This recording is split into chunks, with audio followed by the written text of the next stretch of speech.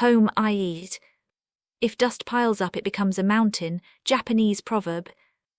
The main thing that I have taken away from living in and visiting Japanese homes is the close attention paid to how space is used.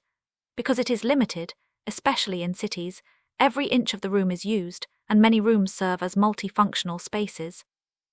I stayed in a house in Hiroshima that had just one room for a living and sleeping space, with a futon bed kept in a nearby cupboard to roll out at night to sleep on. Although Japan is the size of California, it has a population of 89.2 million compared to California's 37.3 million, and around 73% of its land is mountainous.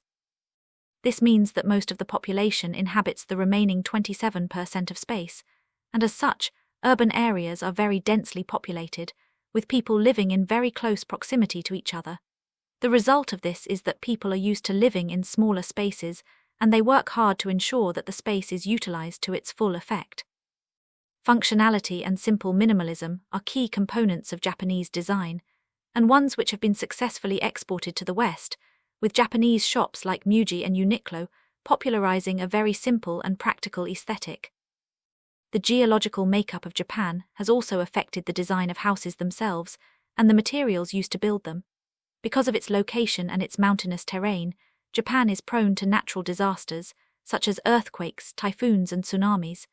This has meant that, traditionally, Japanese homes have been made from natural materials like wood, clay, and concrete, materials which are easy to replace and rebuild if the house has to be reconstructed after a natural disaster.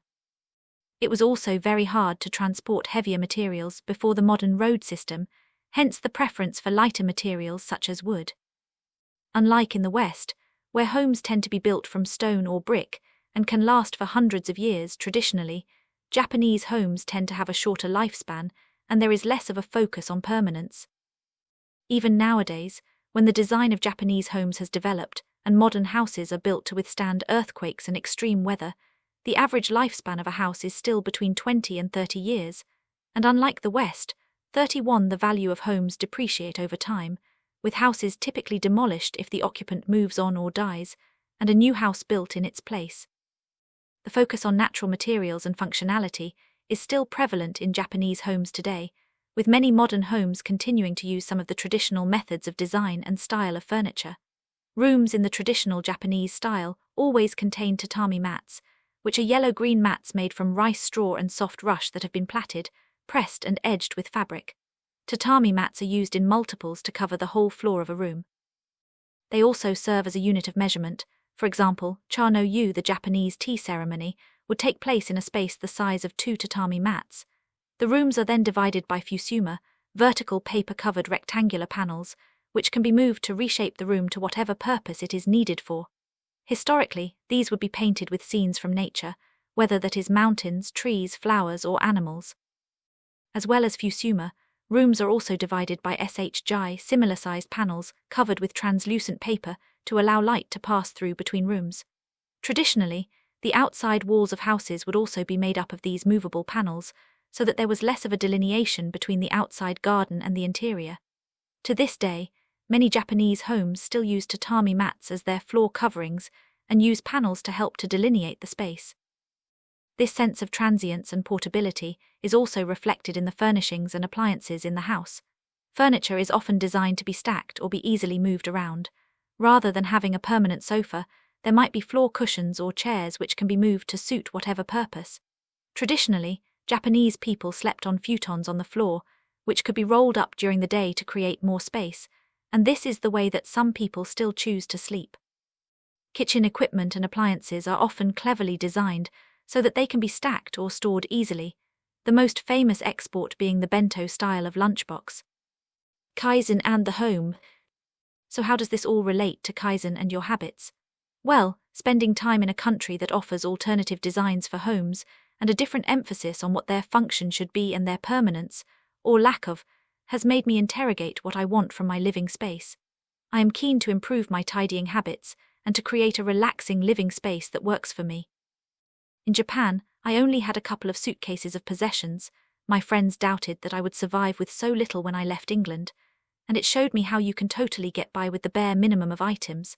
Before I went away, I used to fill every surface that I had with items of makeup or jewelry, and my wardrobe was often bulging with clothes that I didn't actually wear. Being more restricted made me vow to embrace minimalism and donate items that I don't need. If you are tired from work or feeling overwhelmed and mentally drained by the outside world, then dedicating time to improving your living space can seem like a chore. Newspapers, magazine articles, television programs, and lifestyle bloggers often peddle expensive and aspirational improvements or furnishings for your home, which can make having a comfortable living space feel out of reach. And this is before we even consider the stresses that we have little control over, such as inconsiderate housemates or children who leave their toys everywhere. It can feel like an uphill battle to keep everything in order before you even stop to think if it is a pleasant and welcoming space. I always felt that tidying was a hugely time-consuming and boring task that I was never able to get on top of, but living in such small spaces in Japan transformed my attitude to tidying and made me want to change my habits. I have really noticed the difference it has made to my anxiety levels and sleep quality as well. The messiness of my living space always correlates to my state of mind, and tidying it helps me to feel better. For fellow tidying phobes and anybody who wants to change their living space, making a small effort each day to improve your environment can make a huge cumulative difference. Rather than feeling like you have to tackle everything all at once, breaking it down into very small chunks makes it all seem far more manageable. Take stock. Before doing anything at all, take some time to step back and really look at how you are using your living space.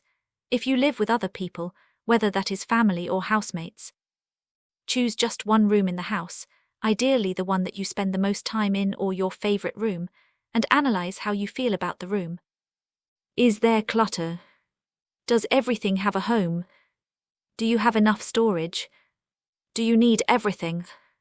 How does the room make you feel? Calm, happy, stressed, anxious? Is it clean? Does anything need fixing? Do you like the furnishings? Make a list of things that could be improved / cleaned / fixed / tidied, and next to each item, write a small thing you can do towards making that improvement, and then note how it will make you feel to make that change. For example, I haven't hung up my clothes for ages, and I have a wardrobe instead of a wardrobe. Sort out the pile into clean and dirty clothes, and collate the clean clothes by type of clothing. It would give me more floor space, and I would feel less stressed. 2 of the light bulbs have gone in the bathroom, and I haven't changed them because I can't reach the fitting. Buy some light bulbs and ask a friend to fix them. I will have a lovely light bathroom that will feel more uplifting. Depending on how much time you have, make a commitment to implementing one of these changes either every day for a week, or one on each day of the weekend if you are busy during the week. They should be small things that take no more than 10 minutes of your time. Lots of other ideas for tidying methods and ways to improve your space are in the next section. Your home should be a sanctuary from the outside world, not another source of stress. Focus your attention on improving just one room and see the effect it has on your mental state and how you feel about your home. It may spur you on to want to tackle more rooms in the house. And if you live with others, don't take all of the burden on yourself. Involve your partner, your children, and your friends. A stress-free home will benefit them as much as you. Tidying TCHNIQUS. Japanese tidying techniques have been popularized recently by Marie Kondo's KonMari method, which has also inspired many other books, online videos, and magazine articles devoted to tidying. Tidying is having a moment, but in Japan, tidying and cleaning techniques are instilled in people from a young age. Schools have a practice called gakko soji, school cleansing, which encourages pupils to take responsibility for keeping classrooms tidy. Every day, often after lunchtime, students tidy and clean the classroom for 20 minutes before getting back to their studies, often to fun music played over the Tannoy system. The extent to which students clean varies between schools and different age groups, but the root of the practice comes from Shinto teachings, where monks devote time to cleaning the temple each day, and at the end of the year practice suzuharai, house cleaning, which is like a huge spring clean. Hardly anybody will have the time or energy to commit to a big cleanup every day, but using Kaizen methods to slowly make changes to your environment will encourage you to persevere with creating a calming and functional living space. Even something as small as making sure that you hang up your clothes in the wardrobe before going to bed means that you wake up feeling more relaxed. Take stock of what you own, what matters to you, and what you regularly use. The idea isn't to throw away absolutely all of your possessions and live like a Buddhist monk, unless you wish to. The aim is to have a designated space for everything rather than having random drawers or cupboards overloaded with stuff that you're keeping for a rainy day, but will never actually use. Clothes. Do an honest analysis of the clothes in your drawers and wardrobe. Do you wear everything? Are you keeping hold of items in the hope that you might one day fit into them? Having everything in one visible pile highlights how much you have, what you like, and the items that are surplus to requirements. First Kaizen step. Choose a wardrobe or chest of drawers and take everything out to create a pile. Sort out the pile. For wardrobe items, rehang everything that you regularly wear, with the heaviest items, coats and jackets, on the left and the lighter items to the right, longer items such as dresses, followed by trousers, then skirts, then tops. Repeat this for drawer items that you regularly use, such as t-shirts and jumpers, then put everything that you haven't worn in the last year in a pile. If they have tags on, be honest with yourself about whether you need or like the item. For the remaining items, do the same thing. If they are clothes that you don't wear often but want to keep because of an emotional attachment, can you find another place to store them, such as under your bed? Sort out your underwear. Have your knickers or boxers lost their elastic? Are your tights bobbly? Do your socks have holes in them? Do you own bras that don't fit you? Chuck them if they are unusable or send to charity. Recycle if they still have wear. First Kaizen step. Sort through your sock drawer and throw out any socks that aren't in a pair. Assess what shoes you have. Do you have any shoes which are slightly too big but that you spent a lot of money on and can't bear to part with? Be honest with yourself about which shoes you actually wear and will wear in the future. Recycle any you don't wear regularly. Mend holes, broken zips and rips. If you have several items that you never wear because they have imperfections, either recycle these items or mend them. If you are lacking in sewing skills, then ask a family member to help or take them to a local tailor who will mend items cheaply. First Kaizen step. Set a target of sewing a button back onto an item of clothing by the end of the week. Sort out your accessories. Do you have mountains of scarves, endless tote bags, hairbands or sunglasses that don't suit you but that you can't bear to part with? Lay out all of your accessories on the floor and be honest about what you like and actually use. Then make sure that all of the items that you want to keep have a home. Supermarkets and home shops often sell cheap wicker baskets, which are perfect for keeping them all in one place. Recycle, recycle, recycle. Once you have decided which items to chuck, try to get rid of them quickly so that you're not tempted to reintroduce them. Sort the pile into items you can potentially sell on eBay or on other clothes-selling sites. Items you can sell at a car boot sale or flea market. Items you want to donate to charity. Items you can give to friends or family. Arranging a clothes swap session once or twice a year can be a really fun way to get rid of your stuff and gain some new items for your wardrobe. One person's trash is another person's treasure, after all. BOOKS NEWSPAPRS Music DVDS. The Japanese use the term tsundoku to describe acquiring books and reading materials, which then remain unread. Having a job which means that I often get given books for free means that I am particularly guilty of this one. If you have lots of space in your house and are cultivating a library, then of course don't get rid of your books. But if you feel like you are sometimes overwhelmed by reading material, then having a clear out can be cathartic. Be realistic. Are you holding on to books you will probably never read but which look good in your bookcase? Have a think about whether you want your book collection to be representative of what you actually like to read, or if it is there to make you look intellectual. It's fine if it is the latter, but remember that it is restricting space for books you actually want to read. Give yourself permission to keep favorite books. Do you have a book given to you by a grandparent who is no longer with us or signed by a favorite author? Then, of course, hold on to it. But alter your mindset so that you give yourself permission to have it rather than feeling guilty about the space it takes up. Throw away old magazines and newspaper supplements. I am guilty of having a to-be-read pile next to my bed. There are only so many hours in the day to get through everything. Will you ever actually get around to reading through the pile? Recycle, recycle, recycle. Sort through your music and film collections. Approach these as you did your books. Keep anything of sentimental value and anything which you regularly use, but be realistic about whether you have the space for items that you never listen to or watch. Sell, sell, sell. The great thing about books and music is that they often have resale value. There are now online companies that will take a job lot of items and give you a price for them, often calculated by scanning the barcodes with your phone. I did this with my books before I went to Japan and made over £100. Papers. Are you guilty of shoving paperwork in a drawer or box and forgetting about it? Sorting it out can transform how tidy your space feels and how tidy your mind feels. First, separate out the important stuff. I don't advocate becoming completely paperless. Separate out anything important, such as legal documents, passport, driver's license, marriage, birth certificates, etc. I bought a pretty box to store these in, but any old shoebox or file will do. Sort out everything else. Do you really need your old gas bill from 2009? Take all of your other paperwork and sort it into date order. You rarely need to keep copies of any bills older than 6 months, and most can be downloaded now anyway. Similarly, do you really need the instruction manual for your phone or your oven? Nearly every manual can be found online these days too, and all of the information can be searched. Throw away or shred. First Kaizen step.